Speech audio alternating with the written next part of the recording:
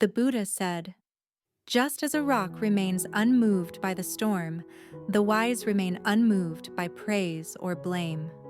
The sharp mountain wind of Japan blew hard that autumn, carrying away dry leaves and the pride of a young monk named Takeshi. He sat alone in the temple garden, fingers wrapped around a cup of cold matcha tea, replaying the harsh words of his master. "Once again, you have failed, Takeshi. Where is your mind during meditation? Where is your focus?" The words echoed in his mind like a heavy bell. He closed his eyes, feeling his face burn with shame.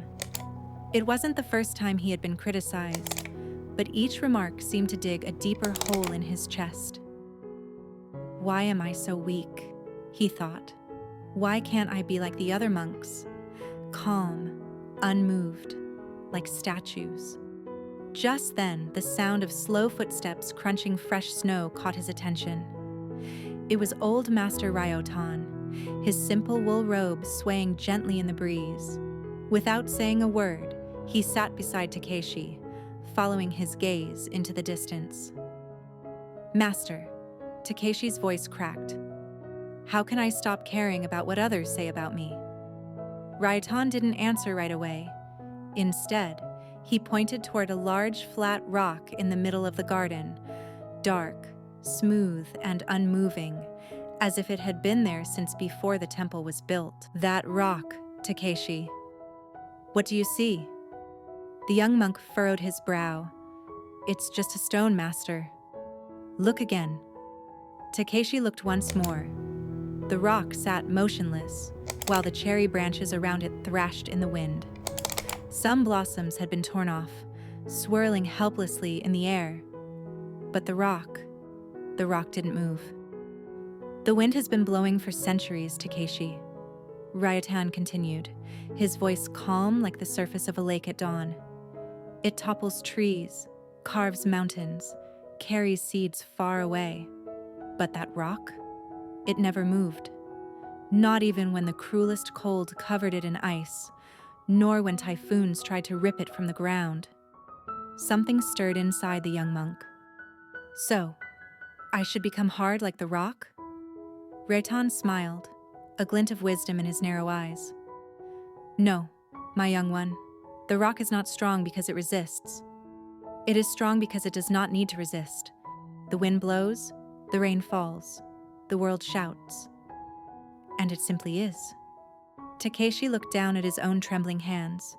"But how?" The master raised a finger and pointed to the disciple's chest. "When a criticism comes your way, let it pass, just as the wind passes the rock. When praise arrives, receive it, then let it go. Like snow melting on the stone beneath the sun. None of it is you. Your center, that remains. That is strength." In that moment, something inside Takeshi settled. He took a deep breath, letting the cold air fill his lungs and leave again, like waves crashing against an ancient cliff. For the first time, he no longer saw himself as a leaf in the wind, but as something that could be steady.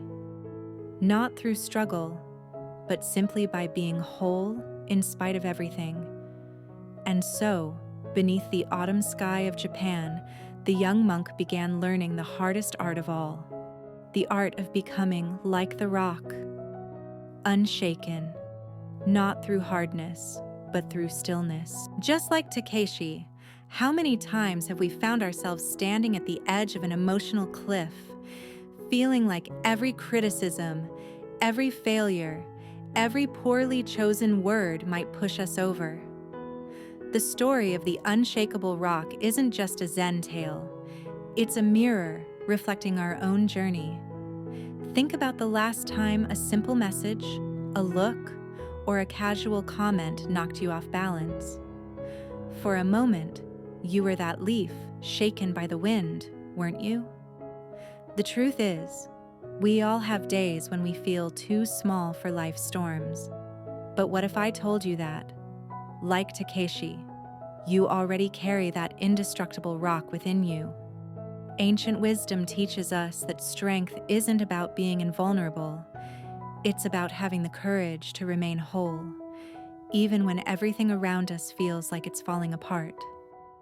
When your boss questions your work, when a loved one unloads their frustration on you, or when life just feels too heavy, those are the moments you get to choose. React like the tree that breaks, or simply be like the rock. Don't get it twisted. Being like the rock doesn't mean becoming cold or indifferent. The rock feels the rain, the wind, the heat of the sun. The difference is, it doesn't identify with them. So next time a wave of anxiety or anger rises, try this simple exercise. Pause, like Takeshi before his master.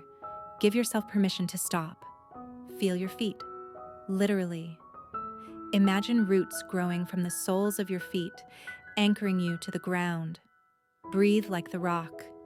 Inhale deeply, picturing yourself solid and grounded. Exhale, letting harsh words wash over you like water over stone. I've been like Takeshi too. I remember a time when every bit of criticism at work kept me up at night. Every no felt like a personal failure, until I realized I was wasting all my energy trying to control the uncontrollable.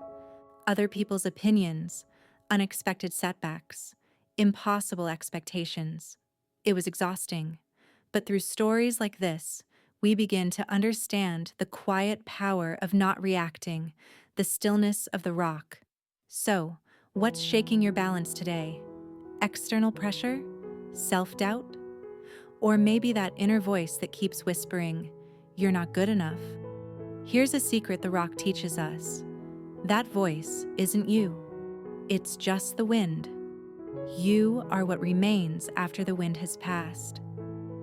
So today, I invite you to try something different. Instead of fighting every hard emotion, observe it. Like a scientist examining a leaf under a microscope. Oh, so this is anxiety.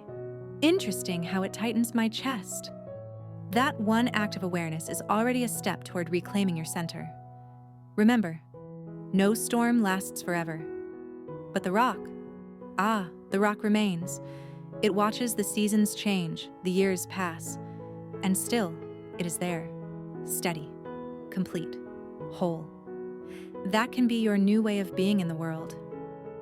This channel grows not just with stories and reflections, but with your action. When you subscribe, when you leave a like, you help this message reach others who need it too. So make a difference now. Subscribe, like this video, and check the pinned comment for more resources that can transform your life. In the pinned comment, you'll find a free mini ebook on how to apply ancient practices of silence and clarity to everyday life, and a special course on meditation and mindfulness, designed for people who want to carry this wisdom into real moments of real life. May you find within yourself that stillness that nothing can shake. And when the next storm comes, because it will, remember, you don't need to be the storm. Just be the rock.